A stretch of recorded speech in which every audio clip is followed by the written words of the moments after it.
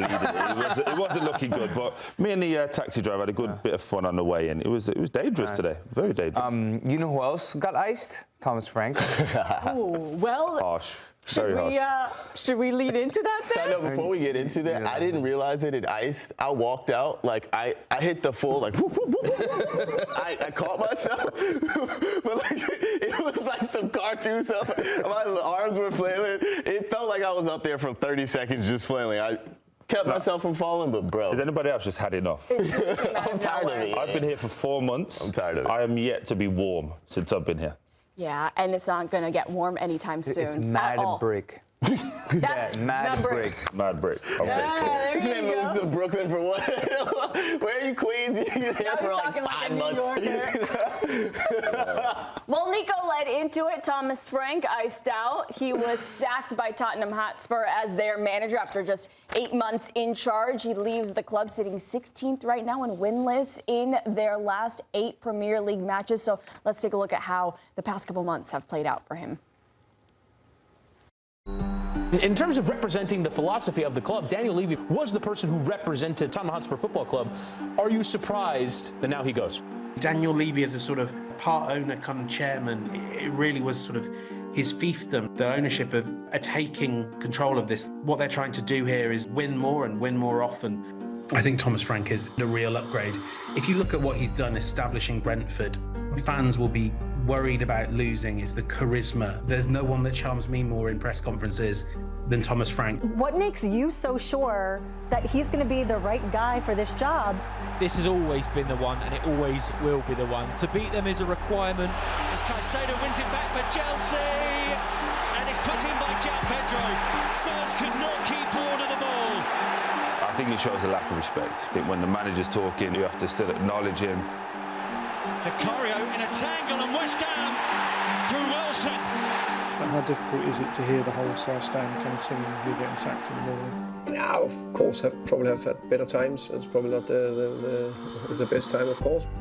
I'm so concerned about Spurs. It doesn't feel like a team that's just won a European trophy. Gordon driving, it flicked in, Ramsey. I understand it's easy to point on me, but I also think it is never only the head coach. Well, for all of you watching on YouTube, make sure that you drop your thoughts in the comment section so that you also can join in on the conversation as we get into Thomas Frank's sacking. Aaron, it's not really a surprise that we woke up to this news. Does it feel like maybe, though, it should have been done a little bit earlier? It feels like Spurs were trying to let this situation play out, to let Thomas Frank turn this around, see if he could get the players on his side, see if he could maybe play a middle, more attacking brand. You don't want to fire a manager. It costs a lot of money. You have to start the whole process over again. So to me, it felt like Spurs were trying to let this go to as long as possible to see if they could work it out, and then they felt like their hand was forced. Yeah. I was actually shocked. When I woke up this morning, I was shocked. I'm shocked in the sense that it's a bit like the Ruben Amorim one. You bring a manager in to change culturally everything there. Obviously, Daniel Levy leaves, you have turnover at the top, and you're told that it's going to be this whole new thing, this whole new project. My concern is Thomas Frank's a good manager, but obviously, clearly didn't work here. You can say he probably deserved to be sacked. If you just looked at performances, league position alone, let's just keep that. Thomas Frank probably deserved to be sacked. Well, now let's look at Spurs as a whole, as an entity. What are they? I've been saying this for about 2 years. What are they? What are they trying to be? Last season, they were, 15th, 16th in the Premier League? Obviously, they win 17th, I think. 17th and 17th. 17th. And then they win, obviously, the European competition, which gives them a bit of a pass. But you sack the manager that wins you the trophy because Spurs are known for not winning trophies. Then it was too attacking. Now you go more pragmatic in your approach, and you sack the manager because it's not attacking enough. It's like, well, what are you trying to do? And then from a player's point of view, obviously I've been there when it changes, but what I get frustrated with the Spurs players is, and they probably won't be happy with what I'm about to say, but I don't really care anyway, it's never their fault. You never hear, like last year, it was the injuries and the manager was too gung-ho. This time you've just seen it there, Jed Spence and Mickey van der Ven when they walked past the manager when he's saying, go and clap the fans. The Spurs players, in my opinion, never come under any real scrutiny as to why their performances are so poor. By the way, with this all being said, they made it into the top 8 of the Champions League. So I would be asking the question if I was owner, why in the league are we 16th and we're so poor, but why in the Champions League can we turn up? Is that not a mentality issue, that you can turn up for the so-called big games, the ones that put you in the spotlight?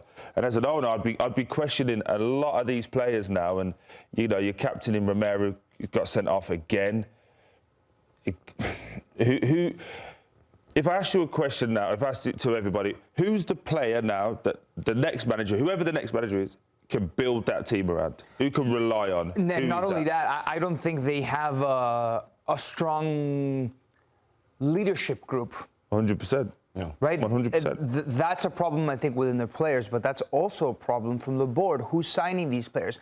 They hire a sporting director. The sporting director leaves. Yep. They have Daniel Levy. They have a new CEO. They like all of these people, the club are changing, and it just feels like the foresight is poor. You have a manager that plays exciting football, Mauricio Pochettino. You fire him, then you hire Mourinho. Mourinho very defensive. From defensive, you go to Conte. Conte still defensive. Fans are moaning and groaning. Then you follow Ange Postecoglou, the complete opposite side of the spectrum, attacking football.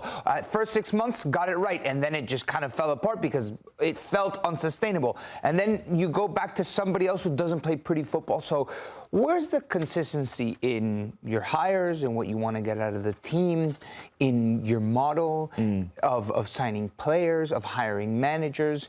It kind of feels like it's a lot that's decided on the fly, and thus all of these problems arise, and you're having to solve them on the fly, and it just feels like it's an endless cycle. To your point, if you go through the signings, Mickey van der Ven, Romero, and I'll give Conor Gallagher and Paulinho like passes as they're new. Who really is the signing that you go, wow? Madison, maybe. Madison, I think. What was that, 4, 5 years ago now? Yeah, I mean, I think he exceeded expectations, unfortunately, with the injuries, right? I think he was like the massive, the one that was like the biggest upside that you said, all right, wow, we can build our team around him. Like, he is. To be fair, he's been injured so long, I've actually forgot about Mad, so I apologise for that. But in general, a lot of their signings are, okay. Yeah. If you take Romero, you take Van der Ven, I'd say Conor Gallagher. Who else in that team now goes and gets into the rest of the big teams? Arsenal wouldn't take one player, I don't think. Would you? Van der Ven, maybe? But he wouldn't be a starter. He wouldn't be a starter. And that's their best player. You know, Man City, possibly Van der Ven. I might take Xabi Simons maybe as a rotation option, but he wouldn't be a starter again. He's a rotation piece for you guys, and for them, he's the guy who's meant to lead it and take it forward. Does that make sense? Like you need, they don't have the foundation to build off, and I think that's what Thomas Frank was trying to do.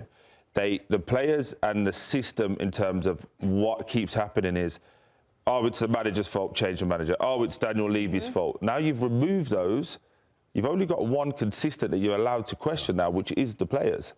And they never seem to come under any real question. Vicario as a goalkeeper, for me, is average at best. He makes so many mistakes. Doesn't give you confidence. And concedes a lot. Concedes a lot of goals. When you start looking through, look, this is since November 1st. When you start looking through this, goals scored 19, 30 allowed. XG difference of -9. So that says they don't have a lot of quality in the final third, missing big chances, but then also they're conceding nearly double the amount that I get frustrated when people go, oh, it's the manager. Yes, I've played under a lot of managers. Managers are frustrating. But as players, once you're on the pitch, you can take ownership. You can say, hey, for the next 10 minutes, we're going to stay in a block. Or for the next 10 minutes, we're going for it. Now it just becomes this whole thing where players are never accountable because manager's fault. Yeah. Players in this club feel enabled at Tottenham to make those excuses, though, because from the top, there's such confusion. There is no sporting philosophy at Spurs. We just talked about who are Spurs.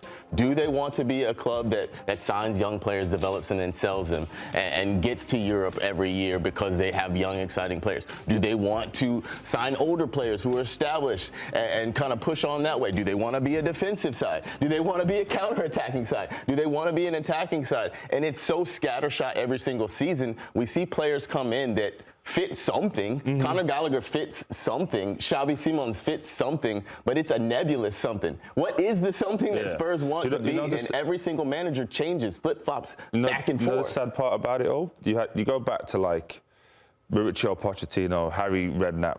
These teams, yes, while they weren't winning things, they were exciting. There were things you could get behind as a neutral and go, you had to watch Spurs. Every weekend, Spurs was on your list. Oh, this is a game that I want to watch. You know what's very telling?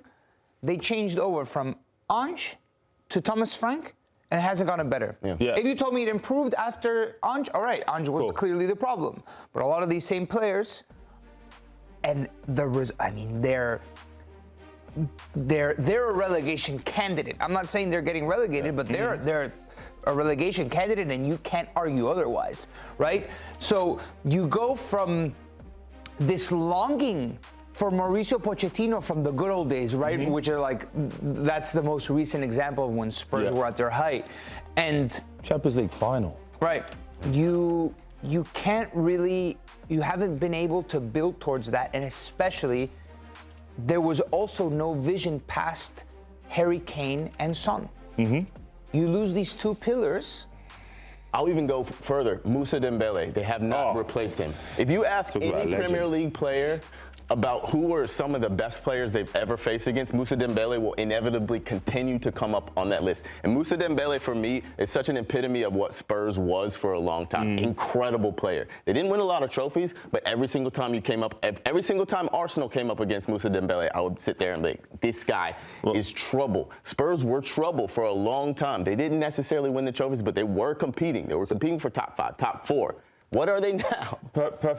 Was perfectly born Moussa Dembele. Obviously played against him. So when I think back to the teams I played against, you're talking Harry Kane, Son, Dele Alli, Lucas Moura, Dembele, Sissoko, Kieran Trippier, Danny Rose. Quality. Alderweireld and Vertonghen.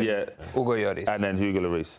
When you look at that team now, and you put that team up against this team, it's night and day. It's night and day, but you used to have to look at it and go, right, defensively they're strong. In midfield, it's going to be tough to try and break them down. We have to be at our best. But when they give Harry Kane chances, you can't be too aggressive in your press because they kill you with pacing behind. They had a mixture of everything, and then over years, it slowly decayed little bit by little bit, little bit by little bit. But if you actually look at the spend, they spend money.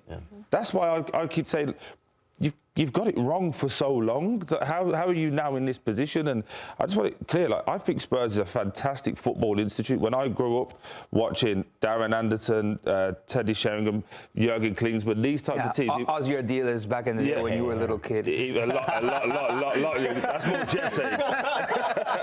But, you know, Spurs was always synonymous with me with attacking brand of football that you wanted to watch. It was entertaining. Like them, not Newcastle, they were entertaining. Now, when you look at it, that's why I keep posing the question, who are Spurs? What are they trying to be? What as a neutral now, am I looking at? If I was a Spurs fan, I'd be so frustrated and bewildered at this moment in time as to what we are. Yes, we got a nice stadium. Yes, we got a nice training ground. But what do we stand for? What do we mean? I think a lot of fans turn so quickly because of that. Especially the older generation that have seen great Spurs teams play attractive football. And it's funny because going back to that era of the team that you just mentioned, I think back then we were criticizing, oh, yeah, they're so good, but where's the trophy, right? So it's like, it's always greener on the other side, but the green isn't that green right now, right? So at least the grass still tasted good. They turn very quickly because the team's just so much moaning and groaning. The team is so unattractive to watch. Well, you said that you wanted to hear from some Tottenham fans. I think we do have some in the back right now working on production. Should we bring them out next? Where's Marcus? You can grill them on what they think. All right, well, we are definitely not done talking about all of this, so we're going to take a quick break here on Morning Footy. On the other side, we're going to look ahead to what all of this means for Tottenham Hotspur in the Premier League and, of course, in Champions League moving forward.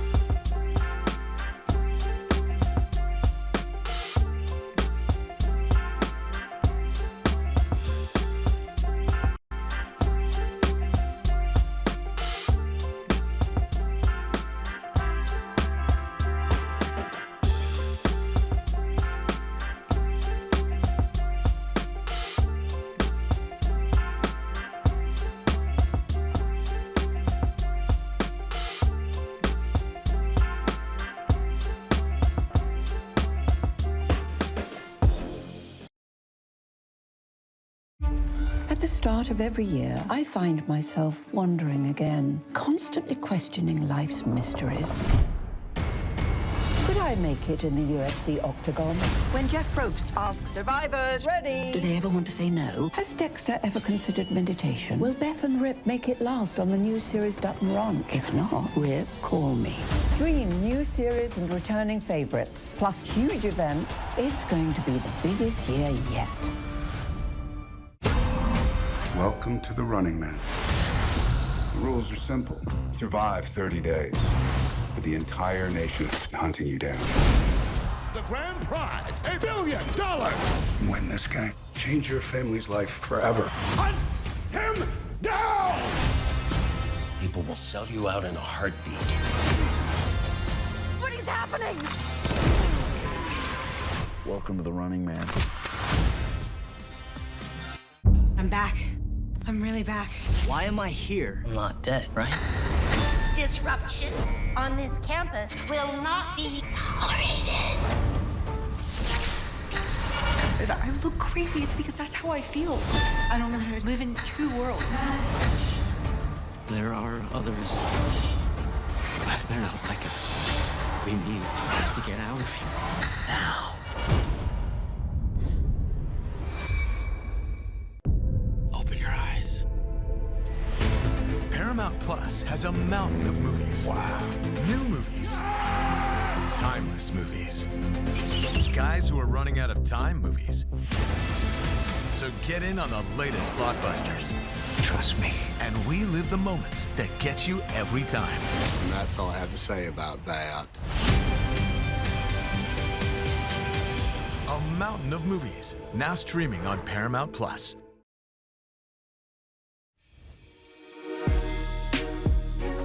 Welcome back to Morning Footy. Well, the big news of the day is that Tottenham Hotspur has fired their head coach, Thomas Frank. We are live on YouTube right now, and we have been having a discussion as to why this is not the biggest shock, but also you do say a little bit why you are shocked here, Troy. Lots of people saying that this is a Russian rash decision. People saying that talking about the players that they have at Tottenham is not the quality that they need. Talking about how the problem is from, you know, this entire system. So looking ahead for this Tottenham side, is there a manager that you have in mind that you think could step up to this challenge? Because as we've been talking about, you have to be able to work with the system that Tottenham has in place right now. There is ones that jump to mind, but they're all ex-Arsenal players, so they don't really. I don't think that would ever work. But it does.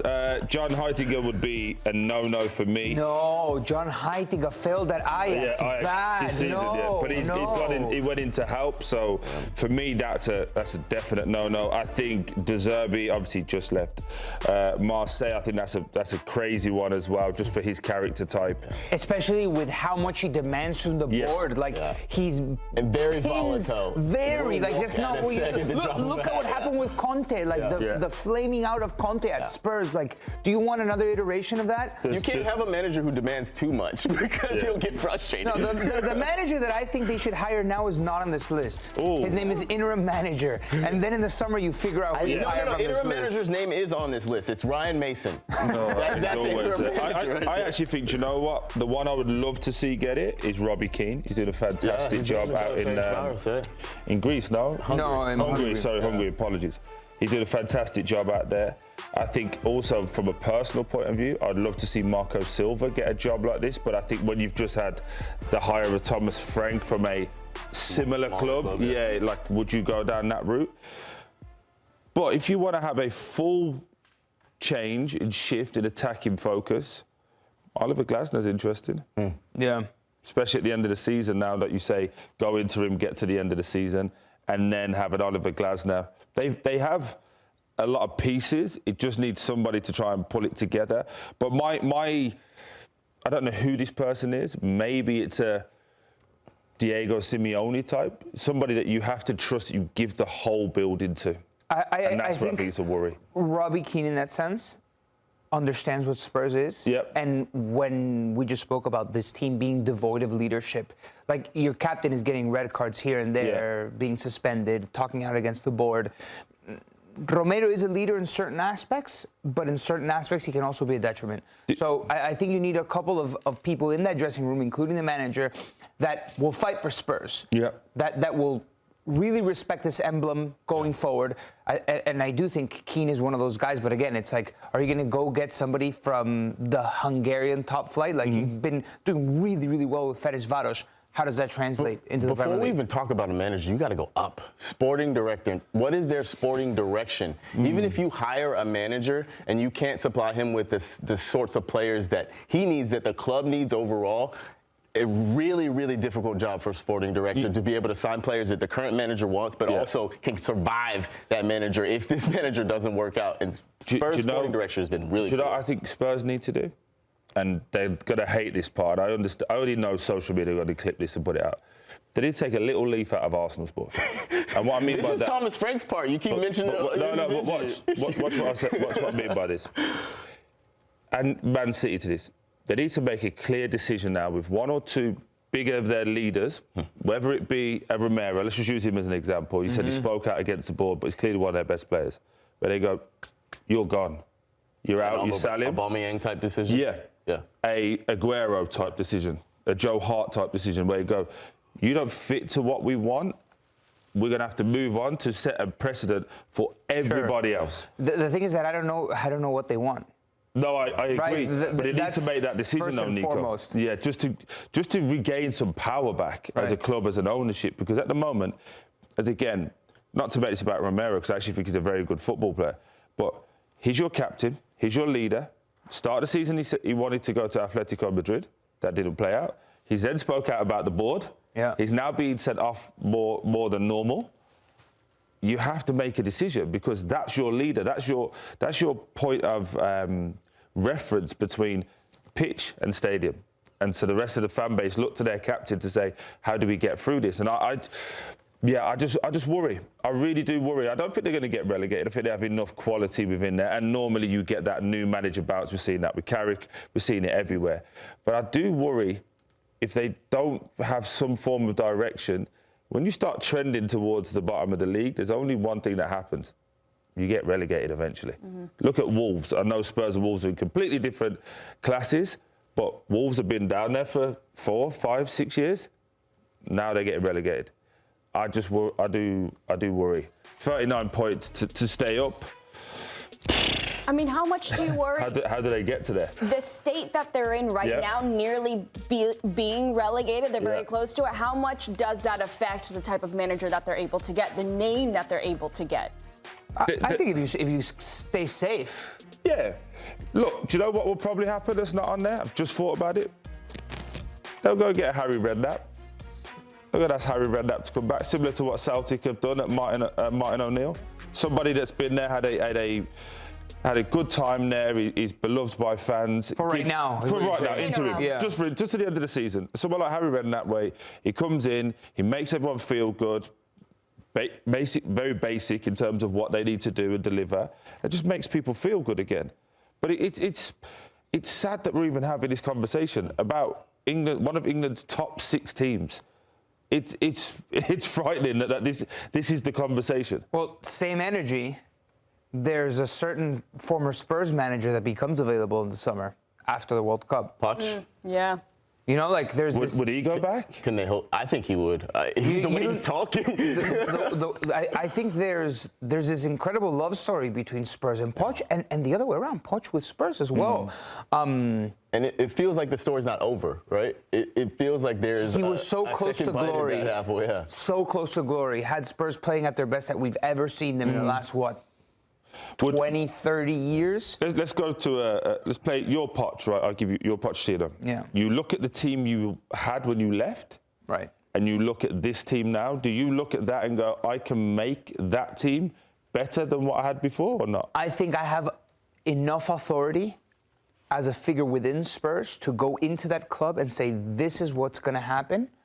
And given all the sporting direction issues that they have, be strong enough to demand certain players, to demand certain profile of where I want to go with the club. I don't think there's that many people that can stamp their authority. I think the theme of this conversation becomes, who's leading Spurs? Right. Is it the players? Yeah. Is it the manager? Is it the sporting direction? And everybody has their knock because the players want to lead, but they can't. They're not. Yeah. They don't really have that type of figure that pushes them forward. The manager clearly has lost his authority enough that getting sacked in the sporting direction has no idea what they're doing. I just thought of a great part to it, though. So Ange Postecoglou played at an aggressive, high-tempoed style of football. Most injuries they've ever had. What does Pochettino do? High press, get after them. So this player profile that they already have actually can't do it. So you need to get rid of 3/4 of this team just to get the profile of player that can deliver the performances that Pochettino wants you to do. So I think it's interesting. I tried to ask, I think it's a little bit late, but I don't know if you've been able to get any of the signings. I just don't know what Spurs are. Again, it's very, I don't want to sound repetitive, but I just don't know what they are. I think what you post is interesting. Yeah. Poch has more balance than Ange Postecoglou. Of course. He is like 100 miles an hour. He's right on the limiter, isn't he, in where he's going. Poch has the personality and the tactical nous to be able to lead this Spurs team if they would give him the keys to the castle. I think they would. You said he's one of the few. He is. I don't know if there are more than 3 people who would take this job, who have the cachet, who have the experience with this Spurs team and the supporters to come in and say, this is what we're doing. Let me pose a question to you. Again, American viewers, don't attack me. It's just a situation. They don't get through. They don't make it through the qualifying rounds. They finish bottom of the group. Still the same? Of what? Of the World Cup. The USA. US. Do you think Sorry. reputation So let me takes a rephrase. hit? Yes. USA did that. He hasn't got them out of there. Is he still in that cachet? Then you start to look back and go, well, hold on. PSG didn't work out well. USA I don't hasn't think worked the out well. national team affects his standing with Spurs or with club football, really, unless it's a complete disaster. I think Poch needs to put not in... getting through the qualifiers is not how they do it, even I think that people will still be like, it's America. At Spurs, It's the United at States. Spurs, frankly, I think there's a certain truth to that. It's like, well, look at the squad that he had and blah, blah, blah. At Spurs, Poch will only lose his clout if he puts an Arsenal jersey on. That's I feel like he's so well respected at the club. You know, the more you think about it, it's such a bad look. It's terrible. Even if they gave it to him, he had to see it. No, it's the fault of whoever made the coffee. But regardless, there are a few people that go in there and command the respect. And in a pecking order, in a hierarchy, there's an established company hierarchy within Spurs. But then there's an established authority hierarchy, like an alpha. Who's the alpha? Poch jumps to the top of that as soon as he walks through. And there are few, if not he's the only guy that walks into that club. I agree to all that, but Claudia, the big point to all of this is Nobody knows. Nobody knows. No one can even put you in the right direction because no one knows what Spurs want to do. I've come out of these two conversations with more questions than I'm going into it, and I don't have time to ask you. Who they are before we can figure it out. I know. Well, this is definitely, obviously, a conversation that we keep having all week long. I have so many questions for all of you guys, so we'll continue diving into all of that. But first, we are going to take a quick break here on Morning Footy. On the other side, we have Ali Trost Martin, who's in with your latest headlines.